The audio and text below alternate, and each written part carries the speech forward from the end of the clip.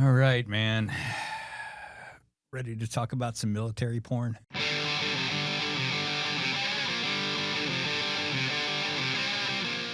I'm Arizona Family political editor Dennis Welch, Dennis, fake news Welch. Try to tell the truth. and this is the Politics Unplugged podcast.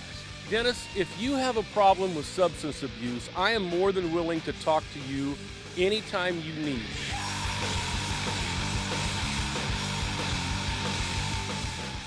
Welcome back to the Politics Unplugged podcast edition. Today, I am joined with the reporter from the Arizona Mirror, Jerod MacDonald-Evoy. Thank you very much for being here today, and we have some fun stuff to discuss. An experience we both kind of shared. Yeah. And we're talking about the Border Expo that went down in Phoenix this past week. We had members of the Trump administration there, as well as military vendors selling all their hardware to trying to convince the federal government to buy up some of this stuff as they're looking to crack down on border security. Tell us a little bit more about what's going on here. Yeah. So the Border Security Expo, yeah, you and I both were there. Yeah. 2-day event, just finished up yesterday. It was the largest event in the event's history, according to the organizers. It's a event that features, I believe, around 200 plus vendors from, the largest military industrial complex people you can imagine. You have the Thales Group, you have BAE Systems. Northrop Grumman has been there in the past. They weren't there this year, as far as I was aware.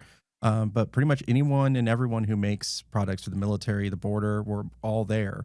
You even had people there who make fences and razor wire there, selling whatever they could. People who already had existing contracts or people who were looking to get contracts with the border this year. Yeah, man. Everything from, like we were joking before, like, everything from flashlights to, fully weaponized military vehicles there. Those flashlights, though, cost about $200. Yeah. And everything there is going to be pretty pricey because you're talking about equipment that is straight up just for the border. You had companies like Anduril was there. That's the company that is founded by Palmer Luckey, who created Oculus, sold that off to Meta back a few years back. Palmer Luckey, Anduril, that's the company too that they have one of their I believe one of their higher executives was also just tapped by the Trump administration to be the Army's number 2 official. But Anduril, they were there trying to sell some high-tech drone equipment, some electronic warfare equipment, cameras that could see, I believe it was like something like 4 or 5 miles across the border. You had other companies that were selling big infrared camera systems. This was a pretty big showing of tech companies out here in Phoenix. And from what I understand, too, the Border Expo is planning to continue coming to Phoenix. They've been in El Paso the past few years, but it sounds like they're going to continue coming to Phoenix. Is there a reason for that? Is there a reason why Phoenix has become, seminal for this instead of going to El Paso? I would imagine it's probably something to do with the political landscape. I know that, with Arizona becoming a swing state, that they probably see coming to Phoenix as a boon to the political landscape here in Arizona. And I thought like that was kind of an overarching theme because the same day that the expo was downtown, we saw Kristi Noem was speaking there, the so-called border czar or chief immigration advisor Homan was there. RFK Jr. for a different reason was here. Members of the administration were here. And I thought of that day, one of the broader themes was, this was a day where I think Trump and the administration didn't want to talk about the markets. This was a day before he, rolled back his tariffs and whatnot. And they definitely wanted to kind of change the narrative. What was your thought on that? Yeah, it definitely was a day during that opening keynote speech by Homan that it was a day where they were trying to tout the accomplishments of the administration and really hammer away at the what Homan and the administration sees as one of their main talking points of the campaign and of their administration, which has been border security. Look, that's been the thing that they say that they were mandated to do by voters, right? Which is secure the border. And we've seen in the past few months that we've seen the rapid decrease in the number of apprehensions, or not number of apprehensions, but the number of arrests at the border. We've seen the deportations to other countries using the C-17 aircraft. Yep. And what's been going on with El Salvador prison. Those have been big wins in regards to the Trump administration, and that's the stuff that they really wanted to tout at this event, it seemed like. And if you look at the numbers, particularly in Arizona, they've got a strong case to make that this is what the voters wanted. I mean, in Arizona alone, I mean, the voters overwhelmingly passed the Secure the Border Act. This was a big part of the administration. Donald Trump he's branded with this issue as somebody who's going to crack down on the border. But you raise an interesting question, and it's something I've been wanting to ask officials on the federal level, even on the state level. I mean, you look at the numbers, and deportations are down. Encounters at the border are down. Kristi Noem, during the speech she gave that day, I thought was significant when she says that they're very close to, if not having,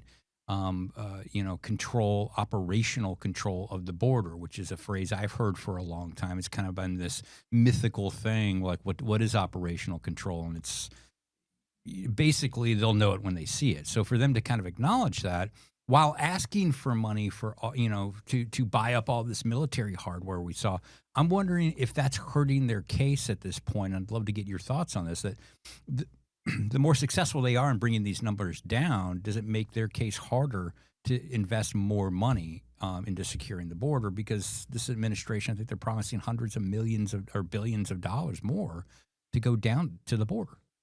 See, that was something that I was thinking about as well, but I'm not sure it will harm their case because in the long run, what they were pitching to not really the voters. They were pitching to the military industrial complex and like the prison complex that was there in the room. They were saying, look, we've gotten these numbers down. Now we need your help keeping them there and helping us kind of process these numbers. We need you guys. We're going to get the money to keep doing this, and we need you to be here to be the support for that. Like there was a quote I remember from, I believe it was Homan, who said, let the badge and guns do the badge and gun stuff. Let the contractors do the rest. Yeah. And so they want to funnel that money that, for a while now, CBP and a lot of these other organizations, they were, that was one of the critiques during the Biden administration, some of these other administrations, even during the first Trump administration, was that the Border Patrol was more just detaining migrants, holding them, watching over them, and not processing them or deporting them while they waited for them to go through the court system. Now the Trump administration, using things like the Alien and Enemies Act, they're kind of moving them out a lot faster and deporting people at a really fast rate. And so they're saying, hey, we want you to help us do this faster. We want you to build the beds for us to do this faster. We want you to help us fill these planes faster, process this data faster. And so I think that it's more, they see it more as a boon to see those lower numbers than as something that will hurt them in the long run. Yeah, because you can't argue with the numbers. I mean, it's just for whatever it's a success so far early in this administration for what they were elected to do. But when you look at the day, you had an interesting article coming out of that day, and you thought the headline, and maybe unpack this a little bit more, is that the ICE chief basically said that he wants a deportation system that looks like Amazon Prime. What does that mean? Well, I would have loved for him to elaborate a little bit more on it, but he did say that it was during this panel on the state of the border, and they were discussing kind of how to have this private-public partnership on deportations and on immigration. And Todd Lyons, the current acting director of ICE, said that we need to get better at treating this like a business. And he said, we need to look at the Amazon and the FedEx model. And then he said, quote, like, we need to treat this like Prime, or I believe the quote was something along the lines of like Prime, but with human beings. And he was referring to the deportation process. Yeah. And that we ended up leading with that with our story because we felt that was a pretty powerful and way to refer to this process of deportations, of kind of comparing it to how Amazon treats packages. And Tom Hooman ended up kind of elaborating as well and saying that he agreed that he thought that they needed to look at Amazon. They needed to look at this public-private partnerships. That was something also that Noam also spoke about in her speech that day, that they needed to look at these public-private partnerships to elaborate and speed up this process of deportations and processing and housing of migrants and illegal immigrants. Yeah, and again, it goes all into this branding thing because you bring up Christy Nome, because to start the day before she went down to the old expo, she was hanging out with immigration federal officers going out there and busting and arresting migrants who were accused of being here illegally. Talk to us a little bit about some of that. Yeah, she went on a raid, as you said, with ICE. I think there was about 100 federal agents involved in that. She's been doing that in a lot of different areas of the country, and posting about it online. And along with her was, I believe her name's Chaya Raichik. She is she runs the Libs of TikTok account that is very anti-LGBTQ, and has been involved in kind of some doxing and harassment of individuals in the past. But that individual got to do a ride along with Christy Noam. They did a whole kind of thing about, we did this arrest. They arrested some individuals who they said had some criminal background and they were going to be deported. And then Christy Noam talked about that a little bit about that during her keynote at the Border Expo. And have we learned anything about who was arrested that day? Did these, otherwise, other than being in the country illegally, did they have any other kind of illegal background? Have we learned anything more from this? I personally have not. I believe, though, that ICE has said that they had some criminal background. I personally have not, though. Okay. I think that's significant, too. I mean, because that is a big question now as we're moving on in the administration is due process, because we've seen people deported to Central American prisons and things like that, and there's accusations that these folks have not been given that kind of due process. So I just wondered, it's something to kind of keep track of as we move forward on some of this. It is, and that's something that wasn't really brought up in the speeches of the panels that I saw, but what was brought up was the fact that Hooman basically said that he didn't care too much for the people who criticized them for the use of the Alien and Enemies Act, which last time that was used was during World War II when we were interning Japanese Americans in internment camps for our belief that they might have been Japanese spies during World War II. And he said, it quote bothered him when judges and politicians stopped him from using it. And I believe it was earlier in that day that the Supreme Court said that they could use it with limited use for the time being. So he kind of shot back at the people who have been critiquing them for using that particular law from 1798. Yeah. So let's get back to the Border Expo stuff. And you did a good piece leading up into the day before, a couple of days before the expo, about detailing some of the companies that are there. Now, obviously, if you're a military contractor, you're probably going to get some bad press. There's going to be some companies with some bad press, but you dug up, there was a company there that somehow had a role in Abu Ghraib, if you go back all the way back to the Bush administration in the scandal there. Maybe tell us a little bit about this company, what they were accused of doing. And ultimately, I guess this had to pay about $24 million for their role in this, if I'm wrong. Yeah, it's one of the longest running lawsuits involving a military contractor ever. And it recently, I believe it was in November of last year, finally finished up. Kasi International, they were on the floor at the expo.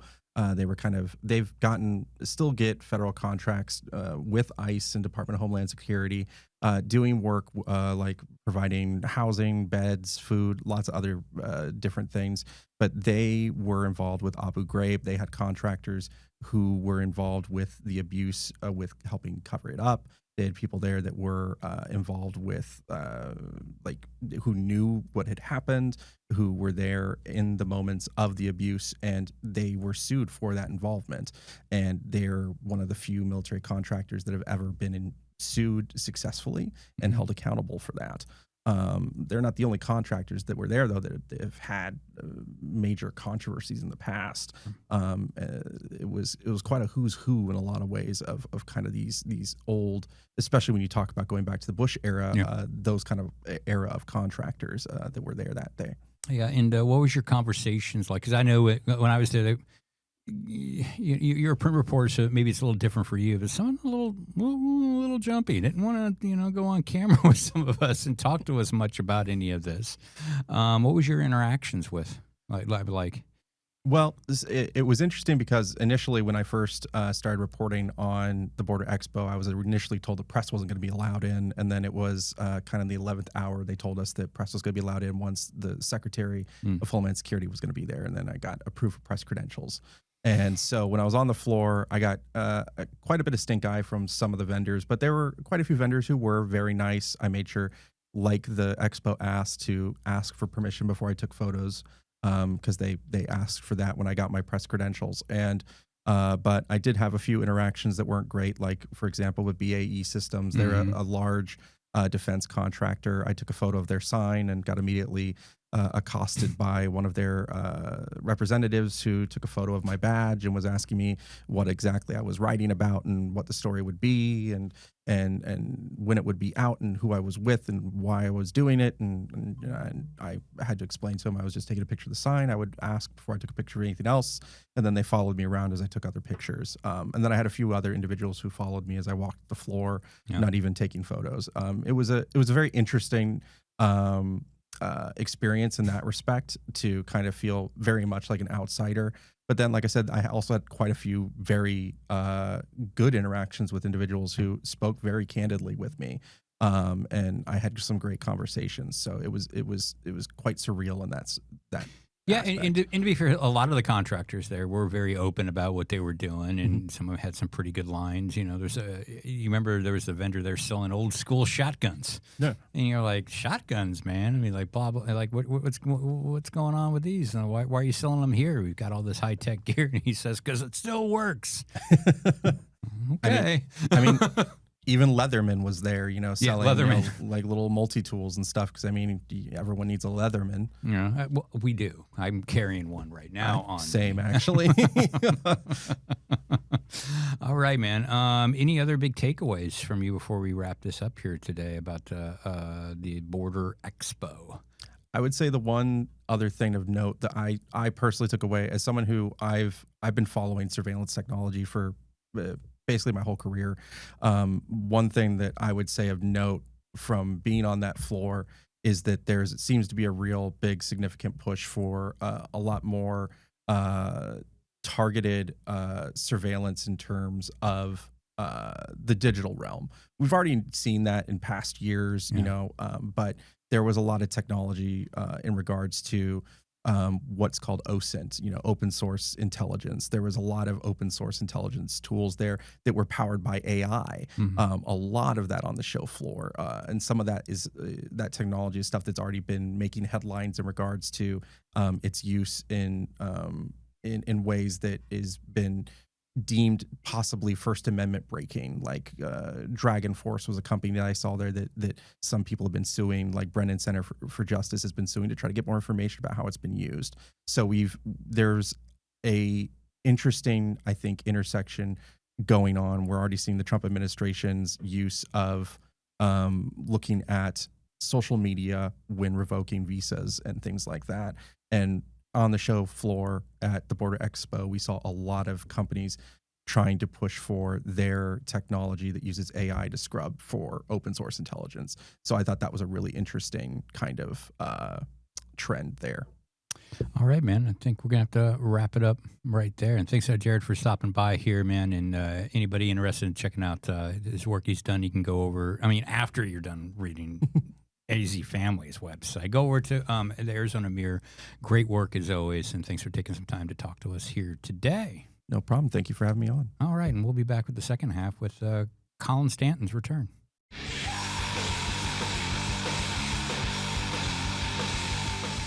Welcome back to Politics Unplugged, the podcast edition. Welcome back to Colin Stanton, joining us again. Welcome back, sir. We missed you last week. Thank you. Not that Had a lovely vacation. Not that the fill-in producer Brett Miller did a fantastic job filling in for you, but it's great to see you. Yeah, it's good to be back in the seat. And we'll get into why you were gone here in a minute. Like, while some of us had to hold down the Politics Unplugged franchise. Yeah. You got PTO, man. You could have gone. Should have gone. That's another story. Yeah. Actually, I had tickets. But let's talk a little bit about this week, man. I mean, I think not much else to talk about. Everybody's, weaving together the markets and politics this week. Yeah. Watching the markets crater for the past few days. Yeah. Yeah, fun. Have you looked at your 401k? No. No, I haven't either. No, why? I know where it was before it started. I don't want to know where it is now. Yeah. Thanks. Yeah. I mean, the question I'll be asking probably, on the other folks. I mean, Trump comes out and says, he's rolling back most of his tariffs, but he's increasing tariffs on China. Did Trump back down? Is this a retreat? Did Trump blink, or is this a win? He seems to kind of be characterizing this as some sort of win because all these countries are calling him, asking for trade deals. Have you seen the details on any of those deals, or a list of the 75 countries? I haven't seen the list of 75 countries yet, nor gotten the details of the great deals we're getting out of this. I'd also be interested in what they're actually asking for, because I don't know if Trump has really been clear, unless I'm wrong, really been clear about what he wants. Right. No. Those calls would have to have taken place for there to be details. I find myself a little skeptical that 75 people have called. Also, when he described the calls, he did the "oh sir" thing. They're calling and saying, "Sir, what can we do?" And every time he busts out a "sir," you kind of have to. Trump has a lot of stories that involve very tall, very brave men who with very tough jobs, who've seen it all, who get before him and they hold their fedora tightly in their little fists, tears in their eyes, saying, "Sir, thank you for that," or whatever. So as soon as the "sir" gets broken out, I'm skeptical, shall we say. Well, and Arizona Senator Ruben Gallego, man, is making some accusations because after he rolled back the tariffs, the markets, at least for the day on Wednesday, roared back, Yeah. And Gallego's making, along with Senator Adam Schiff, are making some accusations or calling for an investigation into insider trading. Then they want to know if anybody in the Trump administration or the family had any advanced knowledge of what the president was going to do, because it was pretty clear that once he did this, the markets would respond in the way they did. Yeah. He also posted on Truth Social, "Now's a great time to buy," and a few minutes later, he rolled back the tariffs for 90 days. Yeah. It's a fascinating question, and one. I'm sure there'll be a thorough investigation into that. Yeah, I'm sure too. And Gallego is also his office trolling the president a little bit, doing some photoshopping. Yes. The photoshopped cover of The Art of the Deal, except it's now The Art of the Steal, and the photo on the front is the portrait in, was it Wisconsin? I thought it was Colorado. Colorado. Yeah. The Trump portrait in Colorado that he hated. Which I got to be honest.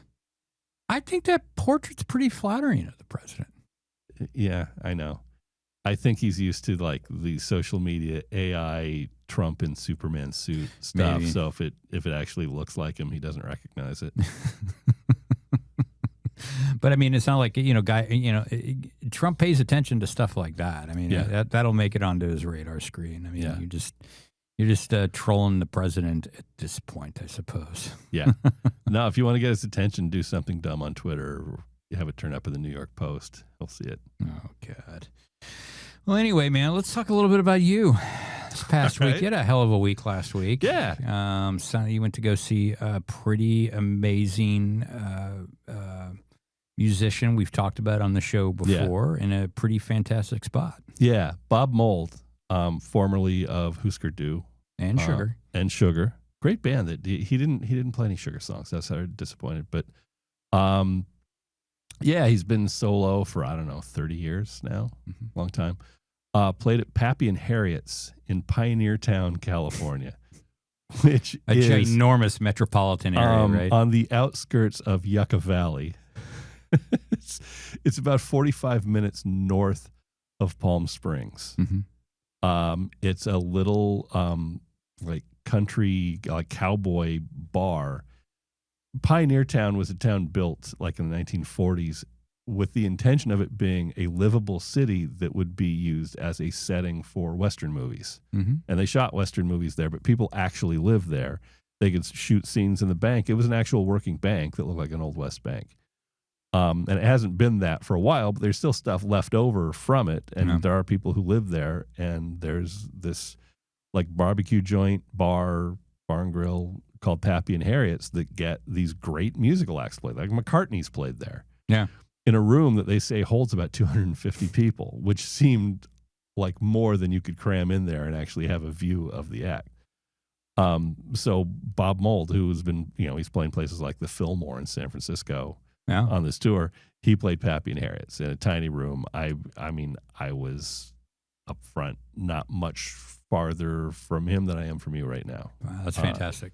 Yeah, so just fun watching one of your sort of musical idols power through a set, sweating through his shirt. And he played some Husker Du stuff. He played like 6 Husker Du songs. Yeah, 6 or 7. Yeah.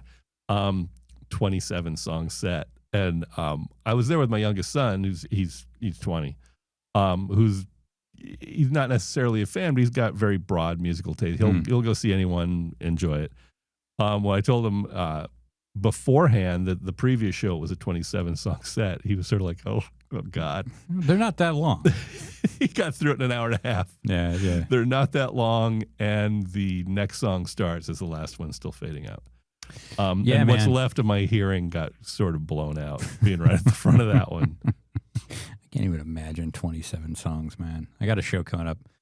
I'm not going to plug it here, but I got a show coming up at the end of May. Man, like 10 songs. I'm like, really? Do we got to play that many? I'm older now. I'm older. Yeah. It was fun. My favorite Bob Mould song is "See a Little Light," and that's like the one thing he didn't play. That always happens. Yeah, I know. There's a certain song like one of my favorite bands, Descendants. They never play it. I've seen them. Yeah. I've seen them so many times. Never play it. Yeah. I've heard other people say, "Oh, I've heard them play it. They played it there." I'm like, they never play it in Phoenix. Yeah, and I mean, he always plays "See a Little Light." He's not doing it on this tour, which is fine. I mean, I'm not complaining. Got plenty of great ones and like 6 Husker Du songs. You also, in a tiny little place. Yeah, and speaking of venues, you went from like an old school, like in the middle of nowhere type venue to one of the most state of the art venues for really anything. Yeah, at this point. Yeah, because you went to a Clipper game. Clippers versus Mavericks, Friday night at the Intuit Dome, which, my God, is the most amazing place I have ever been. It is absurd. I mean, if you're worried about like personal like data privacy and stuff, it's probably a nightmare for you. But if you get tickets, if you get tickets to a Clipper game, they have to be on the app, and the app has to be on your phone. And they prefer, and you fill out all your info and like your credit card, and you have to have a credit card on there. And include a selfie. They have a little part where you take a selfie, and when you're happy with it, you select it. And what that means is when you walk in, they have one gate for all the people who are using Face ID, and for the people who aren't, there's a different entry where you have to have this other stuff from the app stating who you are. But if you're on that Face ID app, you walk up to the front gate, and there's a camera, and you look in the camera, and then the camera has a little readout that says, "Hi, Colin," and you walk in. That is A, amazing, and B, kind of creepy. Yes, it's both.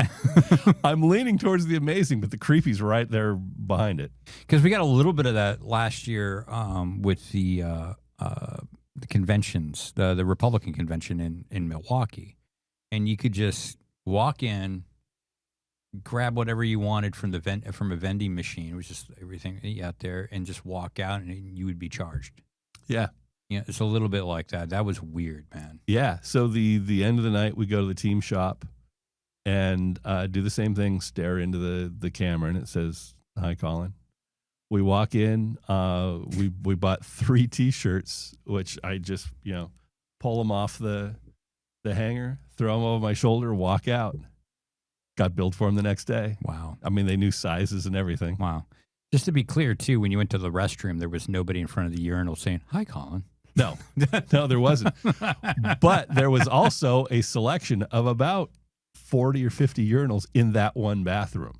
What? They're massive. His goal, part of Steve Ballmer's goal when he built it was, I think he said no one should ever be more than like 30 seconds away from a bathroom, wherever you are. If you're in your seat, you should be able to be like at a bathroom stall in 30 seconds.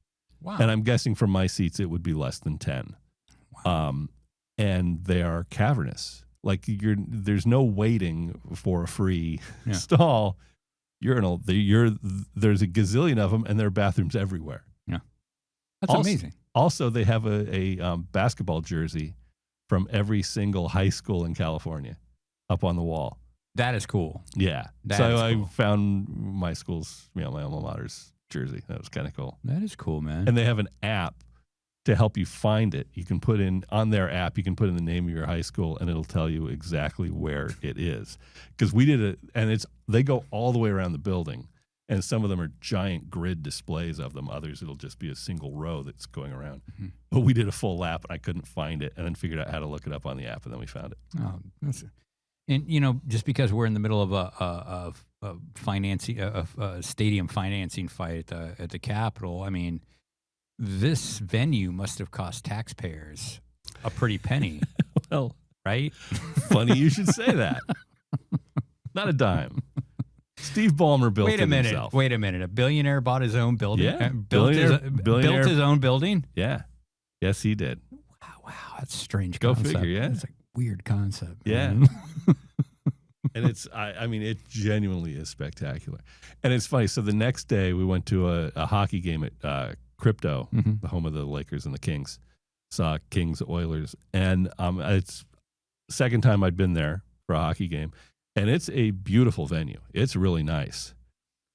You go there the night after Clipper gave it into it, man, and it's not quite as impressive as it used to be. Like, we had good seats. The building's really cool. Everything about it's great. You're like, this place is a dump. Yeah. But like, man, why is it so hard to find the men's room here? I mean, I got to stop and talk to somebody and pay for something? Yeah. I've got to actually break out a credit card. Why doesn't the scoreboard wrap around the entire thing in a giant halo? The scoreboard alone at that place is mind-boggling. All right, man. Well, welcome back, dude. Thank you. Start wrapping up here. We got a busy day. Before we go, It's like the Steve Jobs. Oh, one more thing. Okay, so if you've got a weather app or you pay attention to our First Alert weathering here, it looks like we're in that time of year where we're going to start hitting triple digits here. Yeah. What does Colin Stanton and the Stanton family do when they know like it's about to transition to summer, and when we all just kind of lock ourselves in our air-conditioned houses? What do you like to do? See, that's tricky. I watch a lot of basketball this time of year. Mm-hmm. One team won't be playing much more. Well, I was hoping to avoid that, but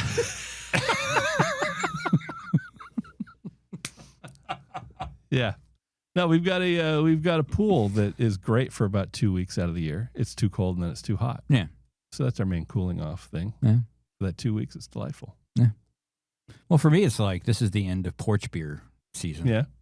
Because I got to get that in, because there's nothing like Arizona's great. It's got like 6 weeks in the fall, a few weeks in the spring where it's perfect porch beer weather and what like that. And so I like to do that on the weekend a little bit. Nice. Maybe watch some D-backs games and not watch the Suns this year. Yeah. I don't have Cox cable, so I cannot watch the Diamondbacks games. Well, and I'm not sure I've seen one on TV in years. And you won't be able to watch the Suns because lo and behold, the season got finally eliminated. Yeah. Should D-back fans be relieved, happy, or sad that it's kind of over now? Oh, I would think probably sad because I would think the overlap of Suns and Diamondbacks fans is significant. Mm-hmm. If you're a Diamondbacks fan, you're probably a Suns fan. Yeah. I mean, yeah. But for me, it's a great sense of just relief. Like, okay, it's over. Got eliminated. And we've been talking about the underperformance of the Suns all year and what they need to do. And did you watch that game last night? And we're taping this on a Thursday, so last night's game was against the Thunder. No, I did not. I watched the end of the D-backs. I watched the end of that. But I did not flip over or watch the Suns. So it was a must-win for the Suns. The Suns had to win, or they're eliminated from even play-in contention. They're going to Cancun the second the season ends. And they're still without Durant, who I'm guessing has played his last game as a member of the Suns. Yeah. They were playing the Thunder, who are the best team in the league this year, except the Thunder were sitting Shai Gilgeous-Alexander, who's going to win the MVP in all likelihood. They were sitting Josh Hartenstein. Shai Gilgeous-Alexander, who's going to win the MVP, and the Suns could have drafted. But go on. Yeah. Josh Hartenstein, who has been huge for them, and Lou Dort, who I've heard people discussing as like a distant candidate for Defensive Player of the Year, ASU guy. They were all sitting this one out because I think they felt they didn't need them. Suns were leading by 15 in the first half in this must-win game that meant absolutely nothing to the Thunder. Thunder had no reason to put up a fight in this one. And then the dreaded third quarter. Yeah. Thunder win by 13. Suns eliminated with nary I read fight. Thunder scored 43 points in the third quarter. Yeah, I think so. I mean, that's like a half a basketball for one team in the 90s. Yeah. Yeah, it wasn't particularly pretty.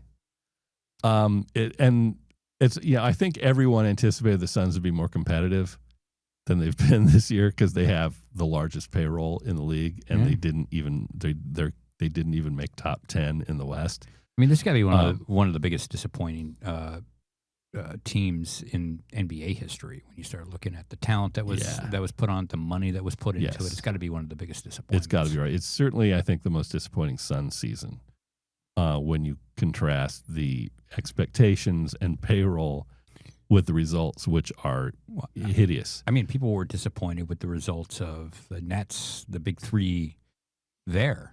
With Durant and Harden and whatever. And they were disappointed with that. And this is by far worse. And the tricky thing with the Nets situation was when those three were on the floor, they were great. Like advanced statistics were like historically great. They were just never on the floor together. Yeah. And they're better than what the Suns rolled out. Because people had higher expectations, it seems like there were a lot of national games the past couple weeks, because I think when they scheduled them, they assumed that Phoenix would be in the fight for like leading the West, not necessarily in a fight for can we crawl up to 10th.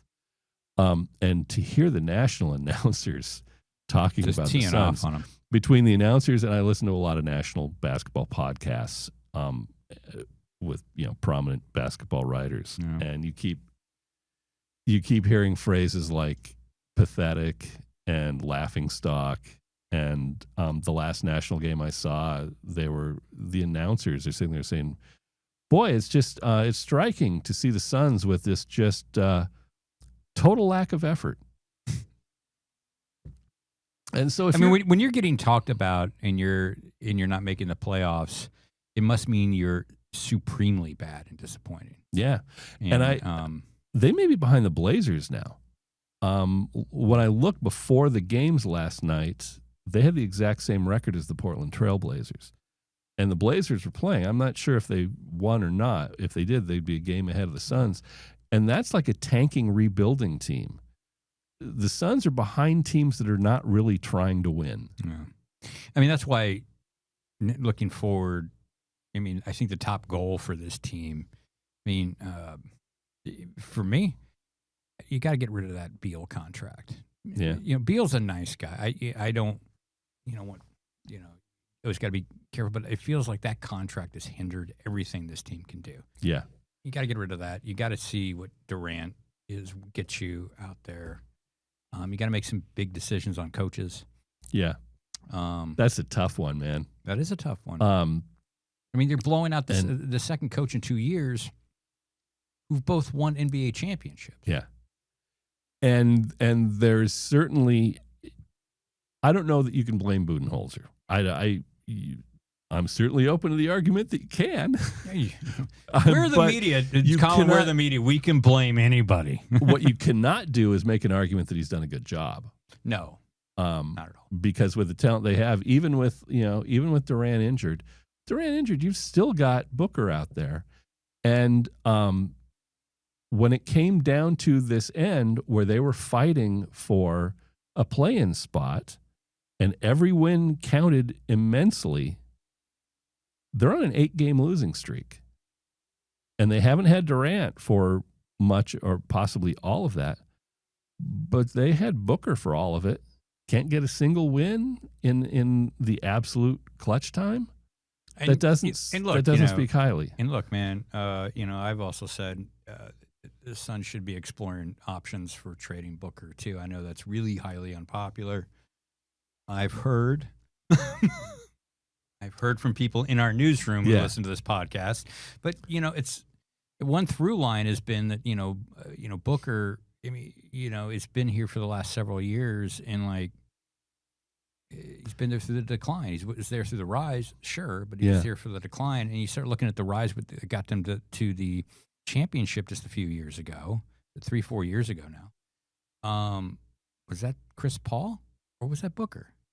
I think there was a ton of Chris Paul influence there. Yeah, and it's like the question is, can you build a team around Devin Booker?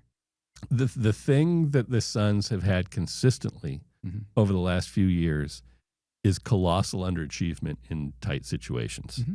You absolutely need to win at the end of the season, 8-game losing streak. You go to a game 7 against Dallas, you'll be out of it 10 minutes into the game. Just absolutely gutted in that game. And he's the constant. He's literally the only thing held over from those teams. I mean, that's different coaches, entirely different supporting cast. Yeah. He's a terrific player, and he's a nice guy, and he wants to stay here, and fans love him. And I don't think he's going anywhere. But I mean, after watching this game and seeing the rest of the games from the last couple weeks, I just came to the conclusion that if I'm Ishbia, man, you just have to pack this team with dynamite and blow it sky high. And if that means Booker goes to Houston or something, Booker goes to Houston. But my God, I don't run this back. No. And I think I don't think Booker's going anywhere. I think Durant's gone. I suspect Beal is gone. Like you said, Beal's a nice guy, and he hasn't been terrible. He can score. He's a defensive liability. The contract is bad. It's not like he's a troublemaker. You need to get off the team. No, it's that contract creates problems. And it's become such a talking point and such a distraction that they need to look at what they can do in a trade, if they can do it. Since he has the no trade, he'd have to approve it. Or just a wave stretch buyout. See if you can improve your economic situation, because they need to get off the second apron. They need to reduce the payroll enough to get off the second apron, which would mean they can improve their flexibility in making deals and changing the team and bring in some different talent. I mean, and some of the role players I'm good with, but collectively this team is awful. Is what the record says it is. And the guys you look around and say, I think I'd keep him. I'd really want to keep him. It's Colin Gillespie, who's on a 2-way contract. He doesn't even have a full NBA contract. Oso Ighodaro, done. The rookies. Yeah, I like the rookies. Gillespie, you talk about a two-way contract. I mean, I think we like him because the kid plays hard. Yeah. And it's like he's good and he plays his ass off. And he's not as skilled as some guys, but he's pretty skilled and brings an effort and is a solid point guard, which they never seem to have. Outside of that, blow it up. And the coaching question to me is fascinating because it feels like a no-brainer, gots to go situation, except that, Ishbia has got a lot of money and he wants to win and he's aggressive. How does he feel about potentially paying 4 head coaches at once? Because I assume they're still paying Monty something. I'm not sure. I could be wrong about that one. They're definitely paying Vogel. They'd be paying Budenholzer and then potentially paying the next one. The thing that sucks about the last 2 coaches and Monty Williams, they all proved they're good coaches, and yet they're getting blown out. Vogel and Budenholzer proved they were good coaches, yes. Well, I will choose to defer on Monty Williams, who everyone says is an absolutely lovely guy, and I will bet money he never ever coaches a game in the NBA again. Yeah, well, he was the right coach for the right time for that Phoenix Suns team, and when you start talking about Vogel and Budenholzer, it's like they won championships. Yeah, they both won championships. So for that, maybe if you're gonna blow this team up. Maybe you keep Coach Bud around. Like, what do you need to be successful? Yeah. And he helps. I don't know. The funny thing about Budenholzer, the year he won the title, that was the year where they played the, I believe I was right. The year they played the Nets in the playoffs. Yeah. And Durant shot that shot with his foot on the line. Yeah. And if he wore a size smaller shoe, the Nets eliminate we all know the Bucks, and Budenholzer absolutely is getting fired if that happens. Yeah. There was not a chance in hell he was keeping his job if that happens. Yeah. But Durant's toe is on the line. Bucks win the title. But he also had a good record in Atlanta, from what I've read. Oh, he was coach of the year there. Did a great job in Atlanta. Yeah, maybe. No, what do you need? Like, maybe there's some input there because I think you'd also see some changes. I think you might see some changes in the front office as well. We'll see. It's going to be one would hope. It's going to be a long. It's going to be a long off season, and by the time the basketball season comes back around, hopefully our Cardinals are exceeding expectations, and the D-backs are making a run through the playoff. Yeah. One more thing on the coaching thing. There are a couple great coaches who are already available, like Mike Malone, who just got fired by Denver. Yep. If you're Mike Malone, and a lot of teams are going to be going after him, he will have his pick of jobs. Do you want to be the 4th coach in 4 years in Phoenix, where they're presumably blowing stuff up and are horrible underachievers? My guess would be no. My guess is you have better offers, but you never. It's a funny league. Just an old political guy. Yeah. On that, man. Hey, great to have you back. And, good to be back. See y'all next week, folks. See you then.